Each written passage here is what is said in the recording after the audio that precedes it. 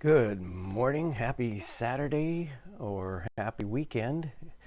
Pastor Ron Jetter, Immanuel Lutheran Church, Grandview, Washington. It is the 16th of May.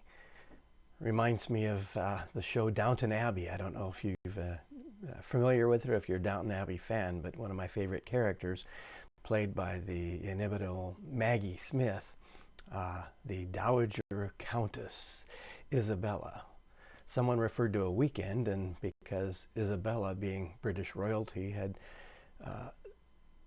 or at least British nobility, had never really had to do any kind of physical labor, she says, "What's a weekend?"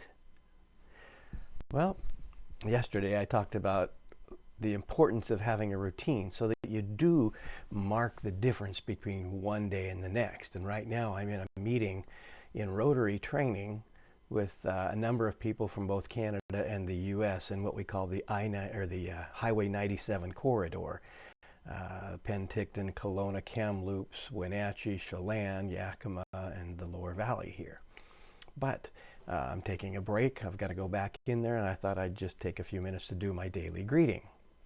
I've been looking through the book of Acts, and if Luke's first volume is about Jesus as the central figure, building around him these other figures, the book of Acts then is about these other figures.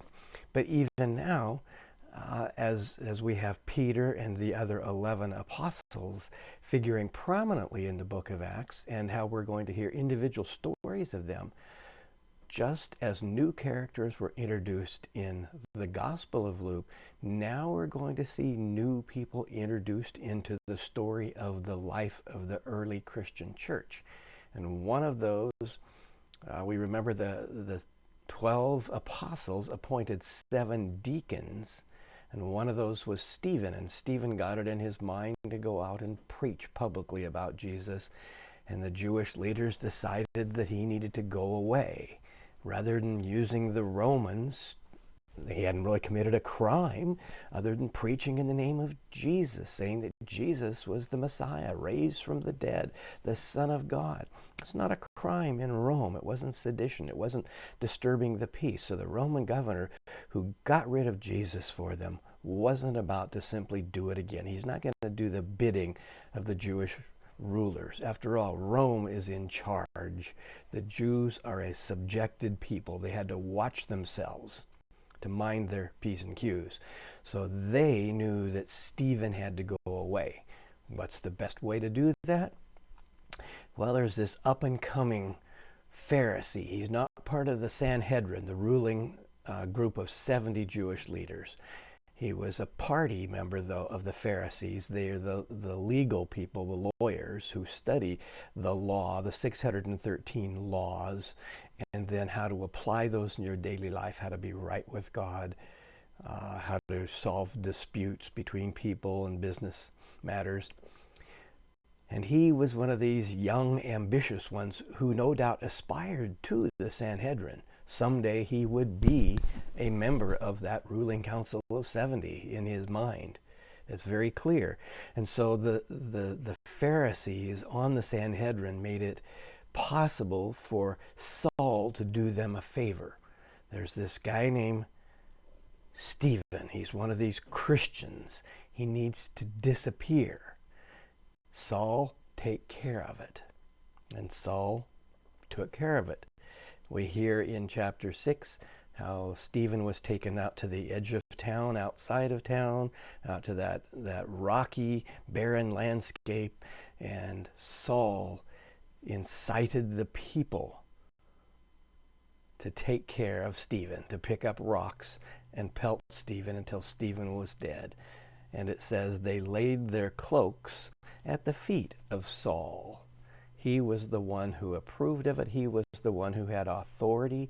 He was the one who had the responsibility if anybody was going to get in trouble for it. Saul, very important figure. He then, or during this time, got authority from the Sanhedrin to take with him a cohort of the temple police. These are the secret police that worked for the leaders of Jerusalem. They were the ones who by night went and arrested Jesus. He took them and was able, under the authority of the ruling council, to go house by house searching for Christians.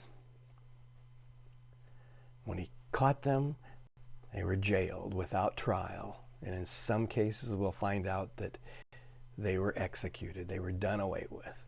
Saul, the greatest enemy of the church, is now the antagonist in this story that Luke is telling us. And Saul is going to figure prominently in the chapters to come. We probably know already why Saul had to go away. Saul had to go away, and in his place, Paul had to be born. Saul Paulus from Tarsus. He wasn't even a Jerusalem Jew.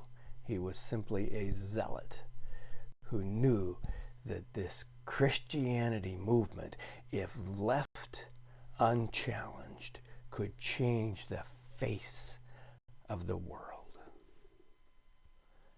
Sounds like the kind of person that God can use. The question is, how do you get through someone who's as murderous, who is as seemingly bent on evil and power and destruction and injustice and persecution as Saul? It's as though there's really only one way for Jesus himself to have to appear. And that's the story that we'll get in a while. Makes you wonder, what if Jesus had appeared to Adolf Hitler, Genghis Khan, Charlemagne, some of these other ruthless, brutal murderers that history has given us, who are out to persecute God's people? And why didn't he? We don't get the answer to that. We don't have the luxury of knowing why God doesn't do what God doesn't do.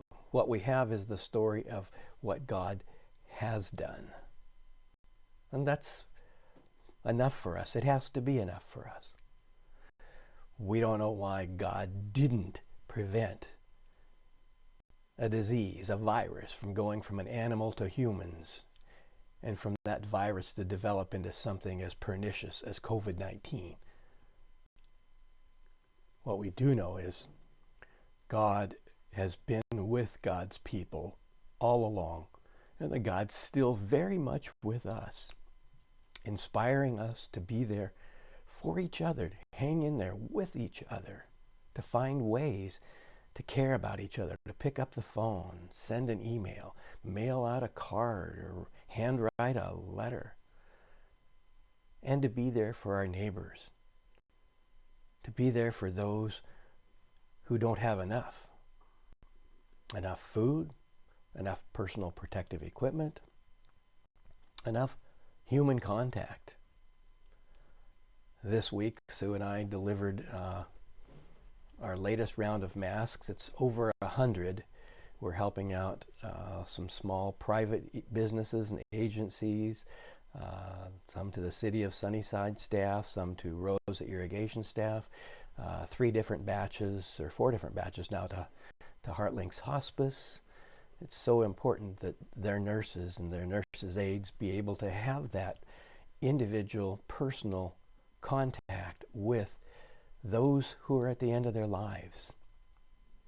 And I feel so for those families whose family members are in hospitals or in nursing homes, isolated, and the staff has to substitute as human contact because the families aren't allowed in. I have a neighbor in that situation, and we talk a couple of times a week. And his mother has COVID-19. She seems to be rallying, doing pretty well right now, but at the age of 94, that rally could be short-lived. We can't always change the outcome, but as the people of God, we can change the way people have to go through that outcome. We can find ways to be there with them. Find ways to allow God to transform our hearts the way God transformed the heart of one Saul, persecutor of the church. Thanks. See you all tomorrow, 10 a.m. live worship. And for the kids, there will be 3 special visitors coming to visit along with Betty Bunny.